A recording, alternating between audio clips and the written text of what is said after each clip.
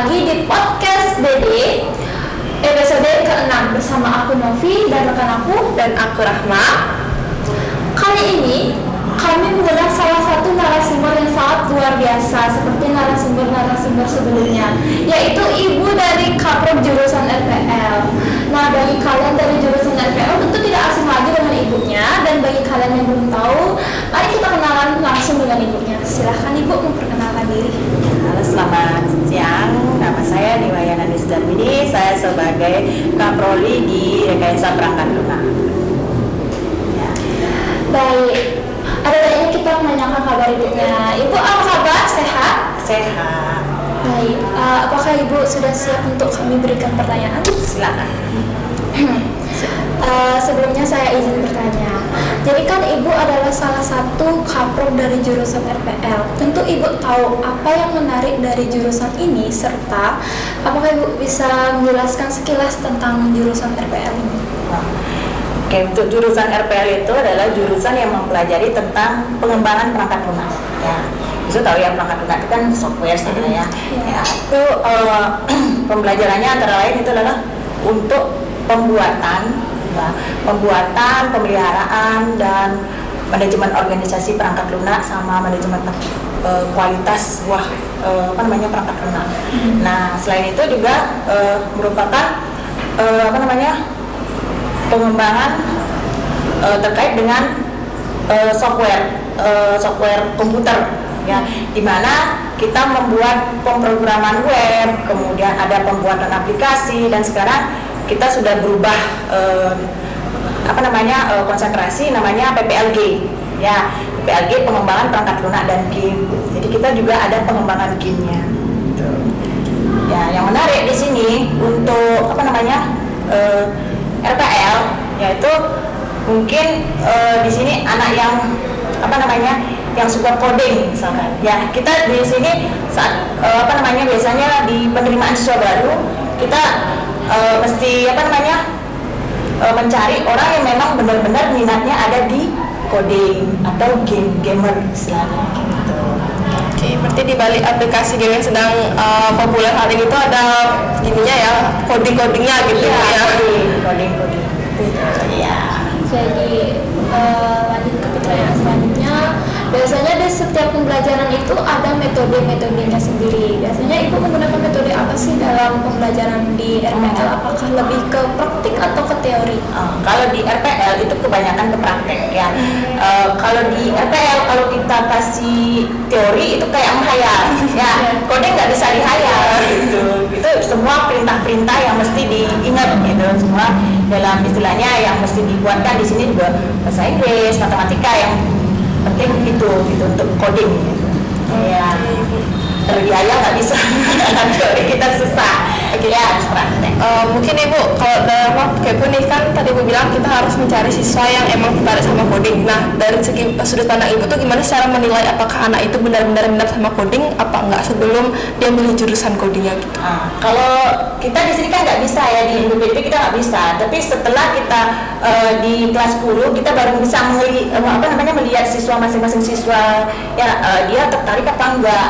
Dari pertama pembelajaran misalkan kita kasih pemrograman dasar. Dari sana kita bisa melihat dari pemrograman dasar kita kan kasih mereka pemrograman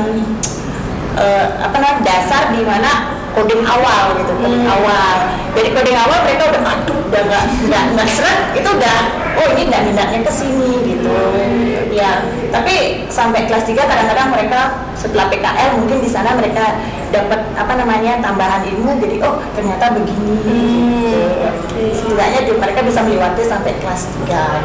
Oke. Ya. Nah, kalau di RPL ini ada beberapa mata pelajaran yang harus dipelajari. Nah, kira-kira ada apa aja nih Bu yang harus dipelajari sama anak-anak RPL, terutama soal dasar-dasar perangkat lunaknya nih? Yang pertama itu yang harus dipegang di dalam di RPL itu yang pertama itu coding, kedua desain, yang ketiga itu adalah bahasa pemrograman, apalagi satu itu ya algoritma. Oke, algoritma. Ya, kalau kalian mungkin di kelas 10 itu dapat informatika itu sebenarnya ada algoritma. Ya, kalau kita mau menyelesaikan suatu masalah kan harus ada langkah-langkahnya. gitu. Semua masalah harus dibuat sesuai urutannya gitu. Kalau di RPL seperti itu, kita mau buat program dari awal, kita buat langkah pertama, langkah kedua, langkah ketiga, itu harus bisa gitu. Itu dasarnya algoritma dulu. Kemudian yang kedua itu adalah yang seperti saya katakan tadi itu codingnya. Coding yang kedua desainnya. Desain nanti kita bikin web, bikin game kan kalau nggak bisa desain juga susah. Berarti harus ada belajar gambar juga di Iya, sana. ada di kelas 2 ada.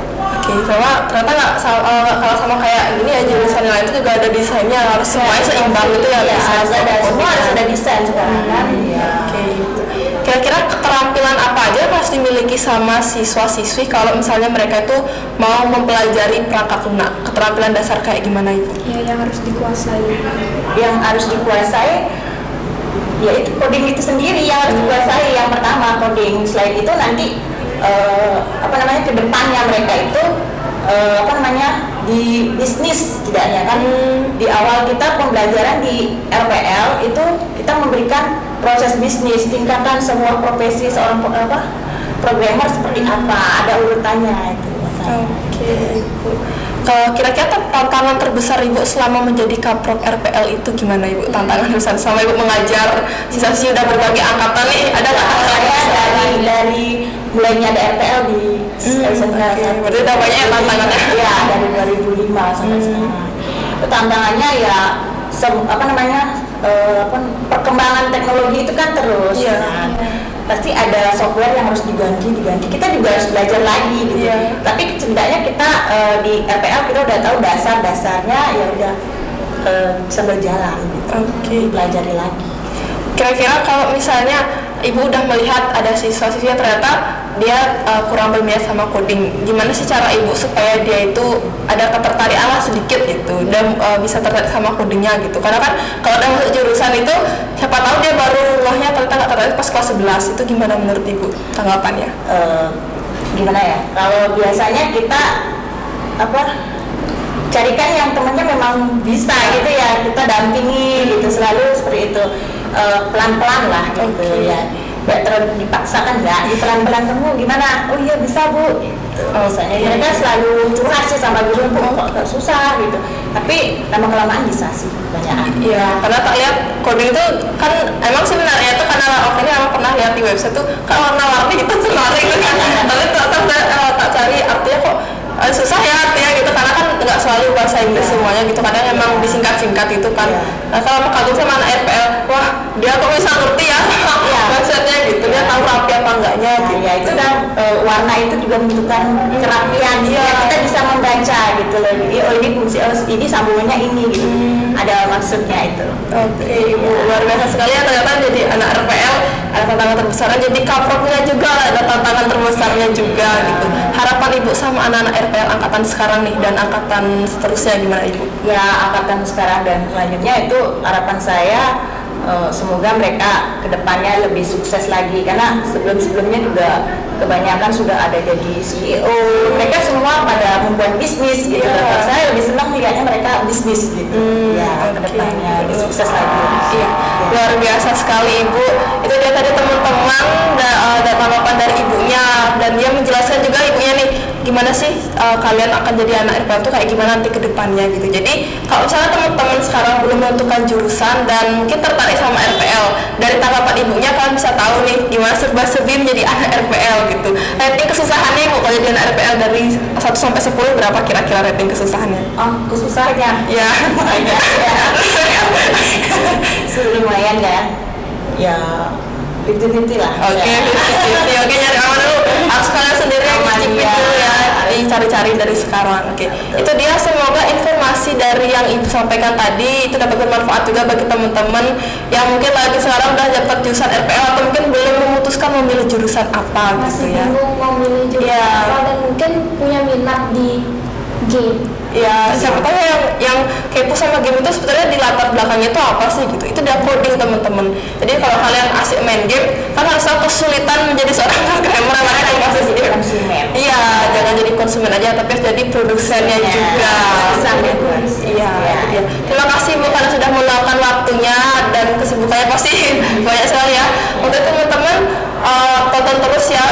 selanjutnya. Jangan lupa subscribe dan komen juga. Kalau kamu request tamu narasumbernya bisa juga di komen terus. Terima kasih ya teman-teman. Sampai jumpa di episode selanjutnya. Bye bye.